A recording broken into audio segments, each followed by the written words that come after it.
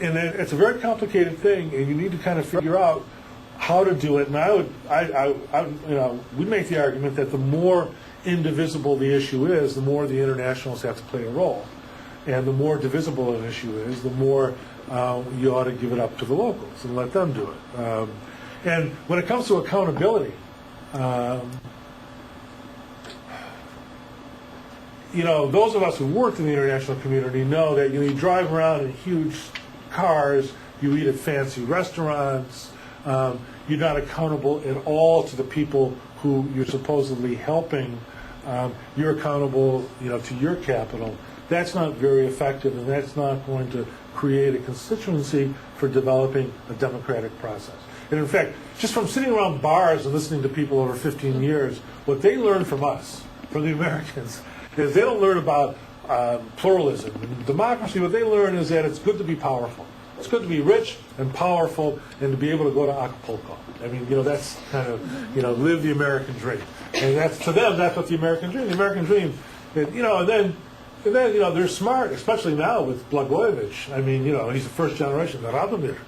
And, they look at America. I'm from Albany. I mean, which has got a tremendous. The politics in Albany are hardly that of the kind of Bob La Follette reform politics. So, it's important to develop forms of accountability, and so we have to learn to live with imperfect outcomes and to measure success differently, and to developing a toolkit that has a range of tools to be used in different places. And so this leads us to two kind of much broader conclusions. And the first has to do with Balkan policy, which is that EU accession is going to take place in some fashion.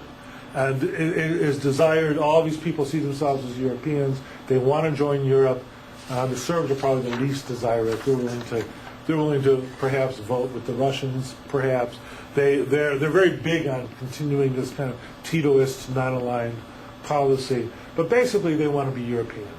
On the other hand, they also like us, and even in Belgrade, where the Serbs where Americans aren't particularly powerful, they like us, and so that's very important.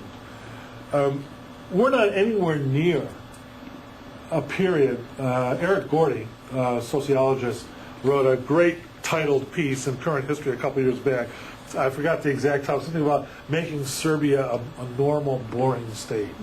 We're a long way from making Serbia a normal, boring state, or any. They have fistfights in the middle of the parliament 3 days ago between the Serb Radical Party and these spin-off groups.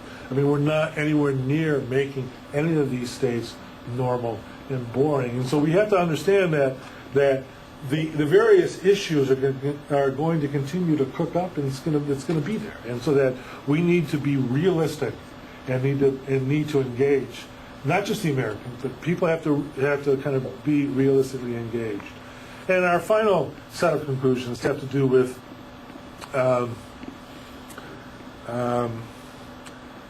foreign aid. Have I don't know if any of you are old enough to remember the television show Have Gun Will Travel, which was a great show in the mid-'50s, And, you have your toolkit. How far will this toolkit travel? And I would just say, Afghanistan and Iraq are not necessarily the best place to apply the lessons of the Balkans, although some of them you need to think about. Just simply, if for nothing else, the fact that there is a very benevolent environment to work on in the Balkans, where there isn't in these other places.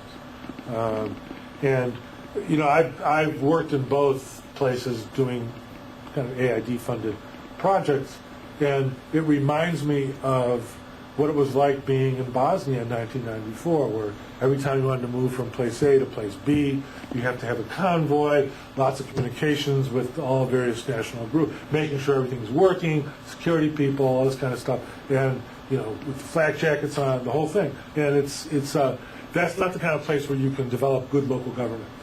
That's not the kind of place where you can develop good policing, good kind of civilian policing. And so, perhaps in Africa, in places. I mean, there are places, the Nigerias, even the Liberias, and places like that.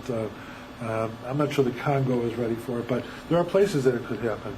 And when we think about it, The international community, Paula said this morning, she worked for the State Department. She has a great line. She said that as she was an analyst there, the longer she worked there, she said the less was her capacity to listen. And as the international community loves not only listening to others in the community, love listening to themselves. And that's a very parochial thing, however advanced we think our ideas are. So it's really good to listen and spend some time, because people love it when you listen to them. That's all I have to say. Thanks very much. Sorry.